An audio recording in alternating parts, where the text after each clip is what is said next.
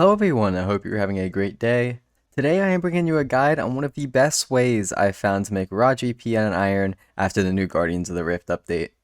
With the Guardians of the Rift, they have added a True Blood Altar, which I'll be showing you guys the requirements for, how to get there, how many blood runes you can make per hour with this new altar, and how it can all be turned into raw GP. First off, to actually access the True Blood Altar, you do need Sins of the Father quest completed, so getting that out of the way will be a requirement. You also need 77 rune crafting in order to actually craft blood runes. I do have 85 recommended because that is the level that you need for the Colossal Pouch. To actually access the Blood Altar through the shortcuts, you will need 74 agility, though if you do have 93 agility plus 78 mining, you will unlock an even faster shortcut than I'll be using in this video. You will also need a teleport to a fairy ring and a teleport to a bank. I think the best teleport for each of them would be a quest point cape for a fairy ring and a crafting cape for your bank. So very fortunate I have both of these on my Iron Man.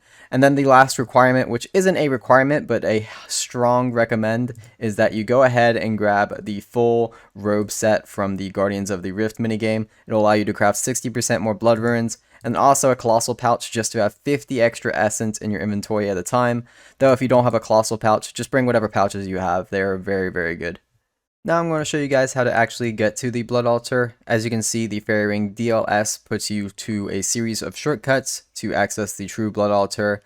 You can also see 93 agility and 78 mining would be the fastest way to get there.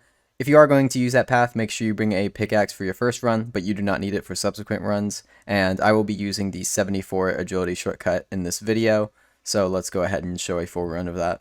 I should also mention that you should attune your Hat of the Eye if you are using it to a catalytic talisman, so that way you actually have access to the True Blood Altar. If you don't have the Hat of the Eye, just bring a catalytic tiara or a blood tiara and that'll work just fine.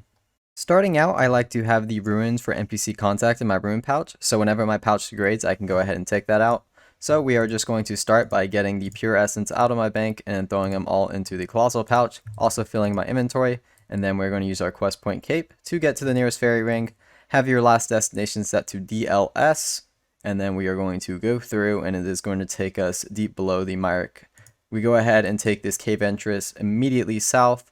Afterwards, we take the next one to the northeast. This will put us to a familiar area of the Myrick like hideout little area. If you do have the 93 agility, this is where you would take the shortcut over there, but we do not, so we are going to take the one to the north here into this little area, and then we go directly south into this cave entrance here, and this should get us to a long wind path, which we have to go back down just to make it all the way to the agility shortcut, which requires 74 agility.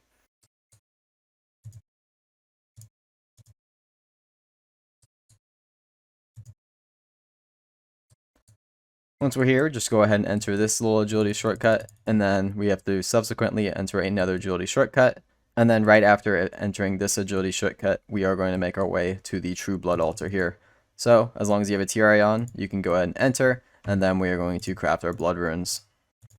Decent amount of XP, and with the outfit plus the Colossal Pouch, you make over 100 blood runes per inventory, so not too bad if I must say so myself.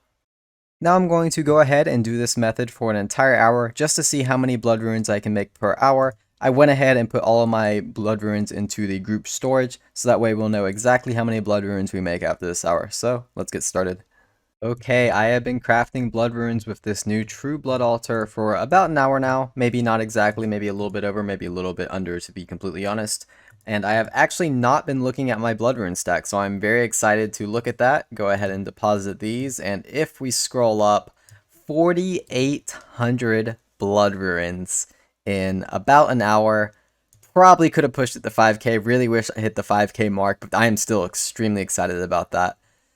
Very, very nice. If you're a main account, that means I would have been making about 1.5 mil an hour because of the 300 GP. But if you are an Iron Man, you can sell blood runes for a flat rate of 200 GP a piece. And let me go ahead and show you guys how you can do that. Before I showcase the actually selling of the blood runes, I do also want to go over the XP rates. As you can see, I was getting around 31k XP an hour, pretty decent considering you are making also 1 mil an hour and it's rune crafting. 31k in any other skill, it's like, oh, it's awful, but again, it's rune crafting, so it's not too bad. If you're not aware, after completing the food quest, you could do a mini quest with Ali Morrison to unlock his rune shop. And in his rune shop, he has something very special where you can actually sell blood runes for a flat rate of 200 GP. The price never changes. So with 4,800 blood runes, this should get me, I think, 960k. Let me go ahead and throw all my coins into the bank and we'll see exactly how much this gives us. Okay, I'm back at the shop, and now I am just going to spam sell these because they are going to be, like I said, a flat rate no matter what stock it has of 200 GP per rune. So after selling all of these, oh, we're going to make a lot more than I thought we were. No, never mind. I'm just really, really bad at math. It should be the 960k, which is pretty amazing. Again, this is 1 hour's of work on an Iron Man.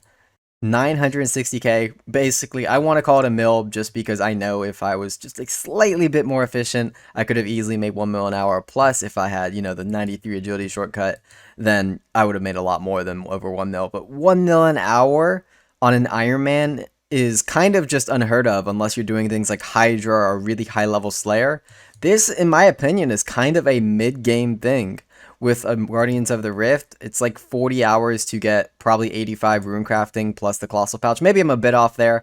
It's not an insane grind, though, to get all the items that I used in this video. Maybe the crafting cape and the quest cape are more of the late game items, but you don't exactly need that. You just need a close fairy ring teleport, which could be done with the Slayer ring, or you just need a close bank teleport, which can be done with like a dueling ring. So this is very, I'm very just like blown away with the amount of money that you can make now with the new True Blood Altar. I hope you guys found this video useful. If you did, a like would be much appreciated. And if you want to see more content, feel free to subscribe.